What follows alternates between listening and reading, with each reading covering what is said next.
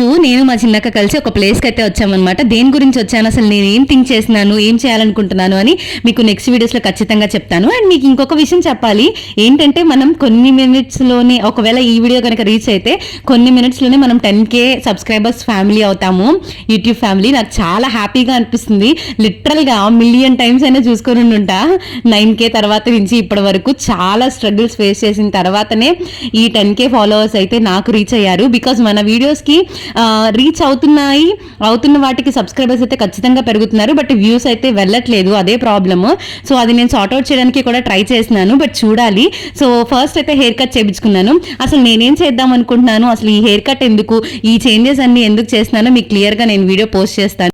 అందరికీ happy weekend. And అట్లాగే నాకు ఈ హెయిర్ అంటే లైక్ న్యూ లుక్ ఎలా ఉందో కూడా కమెంట్ సెక్షన్లో చెప్పండి.